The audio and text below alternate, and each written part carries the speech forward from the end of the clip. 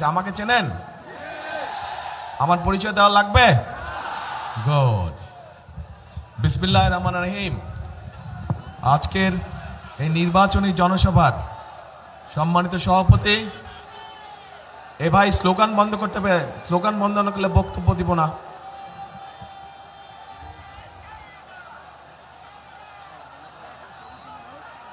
যারা স্লোগান দিচ্ছে, মাইক ব্যবহার করছে, তার মানে ওরা ডিস্টার্ব করছে মিটিংয়ে। কাজে বন্ধ করো, বন্ধ করো। হ্যাঁ, স্লোগান বন্ধ করতে হবে, একদম শান্ত হতে হবে। অনেক রাত হয়ে গেছে, এখন শান্ত হতে হবে, শান্ত হতে হবে।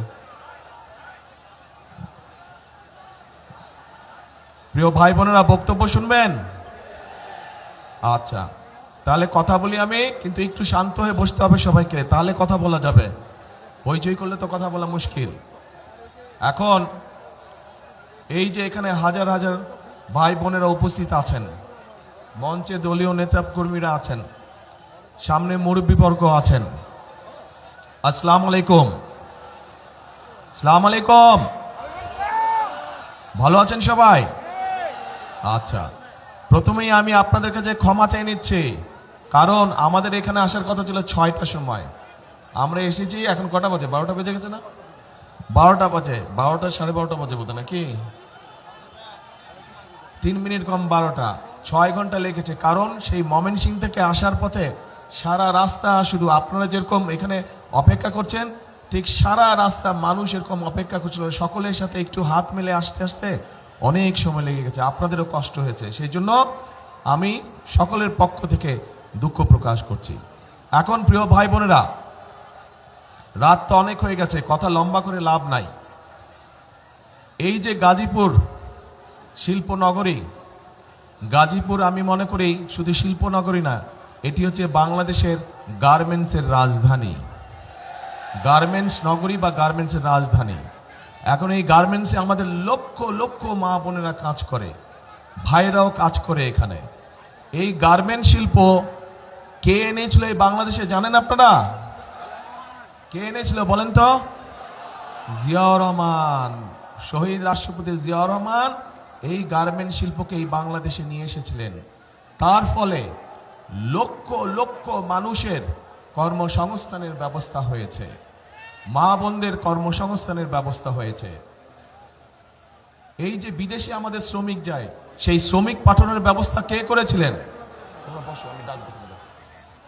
সেটাও শহীদ রাষ্ট্রপতি অর্থাৎ বিএনপি সরকারই করেছিল। তারপরে এই যে আজকে মা বোনরা যে ফ্রি শিক্ষা, আমাদের মেয়েরা যে ফ্রি শিক্ষা পায় স্কুলে, সেই ক্লাস 1 থেকে ইন্টারমিডিয়েট পর্যন্ত, এটা কে করেছিল বলেন তো? খালেদা জিয়া।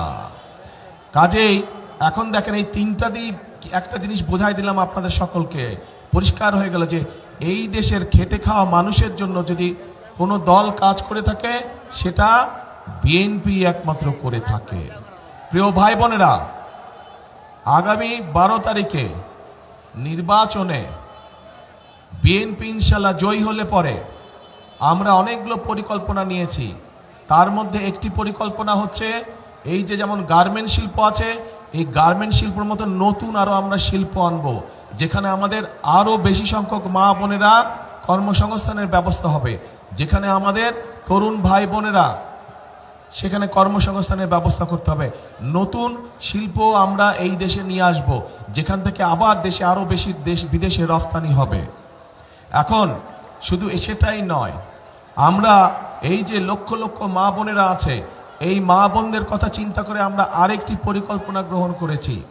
এই খেটে খাওয়া মানুষদের জন্য, যেই মারা খেতে খায়, কষ্ট করে সারাদিন পরিশ্রম করে, সেই মায়েদের জন্য আমরা দলমত নির্বিশেষে প্রত্যেকটি মায়ের জন্য, বিশেষ করে খেটে খাওয়া মা যারা, তাদের জন্য আমরা একটি কার্ড দিব, যেটির নাম ফ্যামিলি কার্ড। এবং সেখানে সেই কার্ডের মাধ্যমে আমরা প্রত্যেকটি মায়ের পরিবারের কাছে সরকারের পক্ষ থেকে একটি সহযোগিতা পৌঁছে দিতে চাই, যেন মাস শেষে তাদের কষ্ট কিছুটা কম হয়। কেমন লাগলো পরিকল্পনা? আচ্ছা, এছাড়াও গাজীপুরের বিভিন্ন জায়গায় বহু মানুষ আছেন যারা চাষাবাস করে না? চাষাবাস করে মানুষ, বহু কৃষক আছে। এই কৃষক ভাইদেরকে আমরা সহযোগিতা করতে চাই।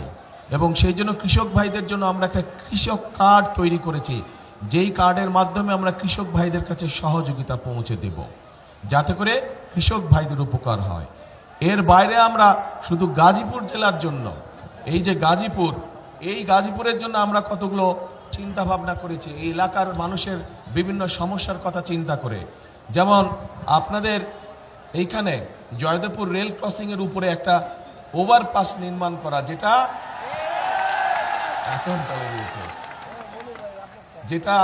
নির্মাণ করলে আপনাদের এখানে যে বিআরটি প্রকল্প আছে এইটা বাস্তবায়ন করে এই যে যানজট, অসহ্য যানজট, এই যানজট যাতে দূর হয়, আপনারা যাতে সহজে চলাফেরা করতে পারেন, ইনশাল্লাহ এইটা আমরা বাস্তবায়ন করব।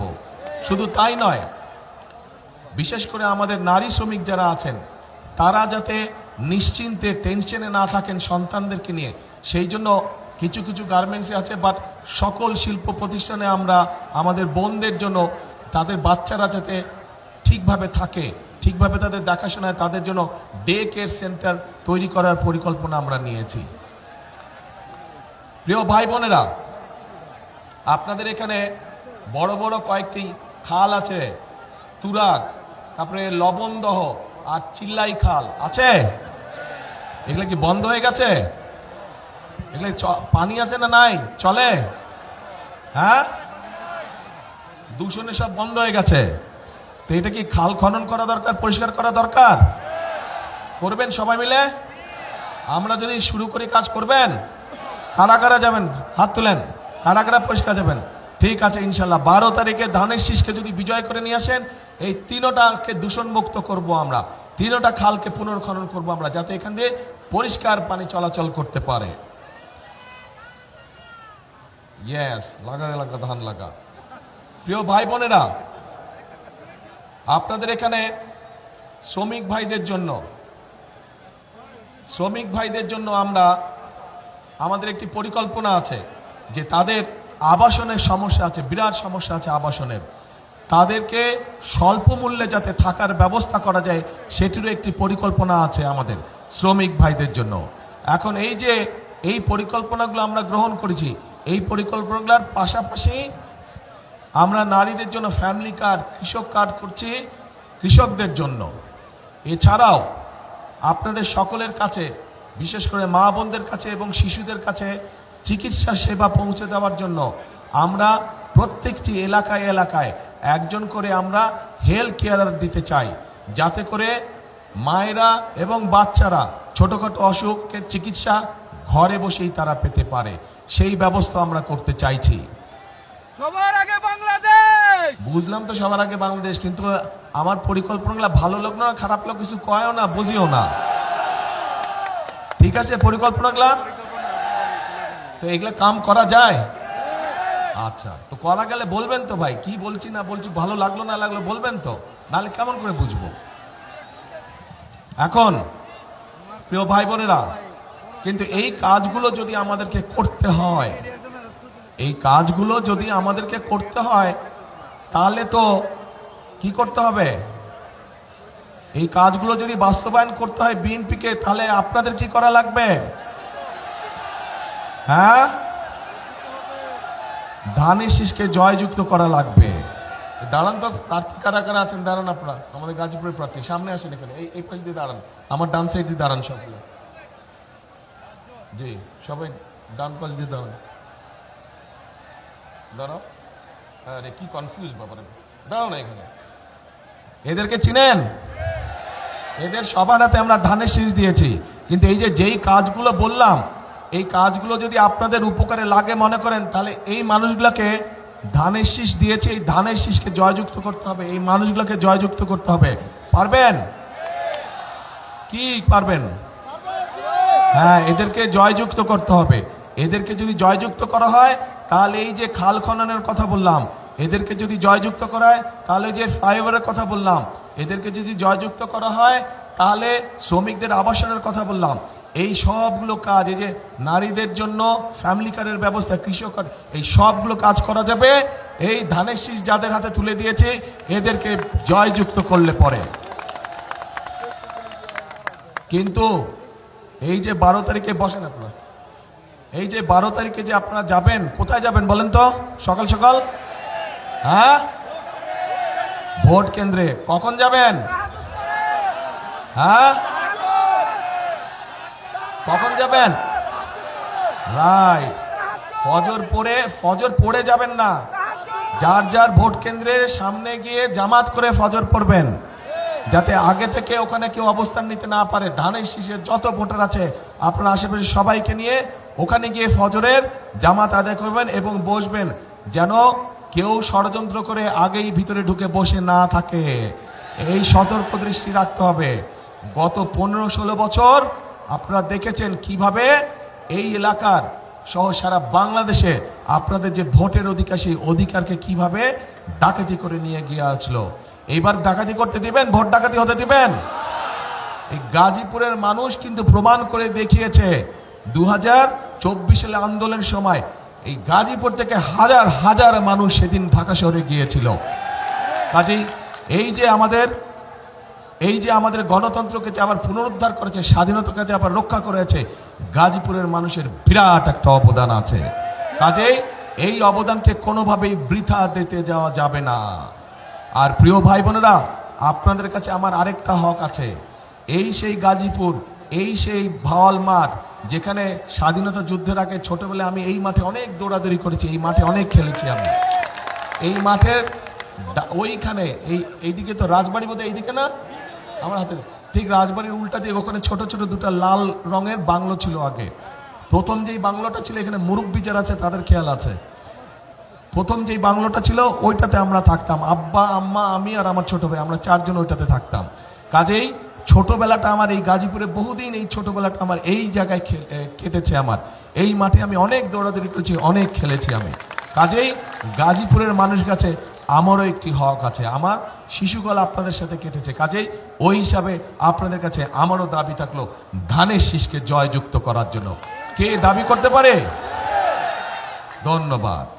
এখন প্রিয় ভাই বোনেরা, আন্দোলন হয়েছে, সংগ্রাম হয়েছে, স্বৈরাচার বিদায় হয়েছে দেশ থেকে।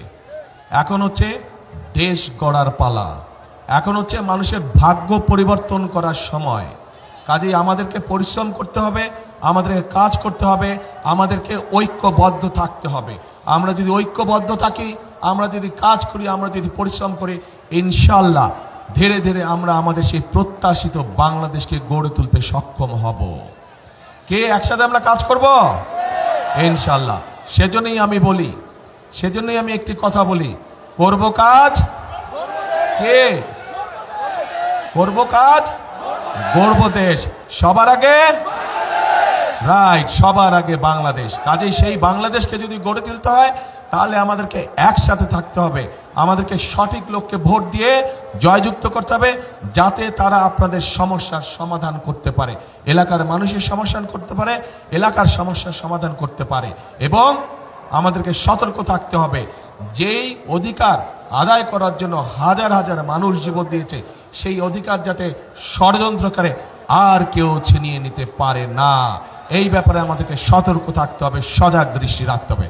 প্রিয় ভাই বোনেরা, ইনশাল্লাহ খাল খনন কর্মসূচিতে আপনাদের সাথে আবারও ইনশাল্লাহ দেখা হবে, কিন্তু সেটা 12 তারিখের পরে। আপনারা ধানের শীষকে জয়যুক্ত করলেই পরে ইনশাল্লাহ আমরা খাল খনন শুরু করব। দেখা হবে আপনাদের সাথে খালের মধ্যে, ঠিক আছে ইনশাল্লাহ। আল্লাহ হাফেজ। বাংলাদেশ জিন্দাবাদ, বাংলাদেশ জাতীয়তাবাদী দল জিন্দাবাদ। আসসালামু আলাইকুম।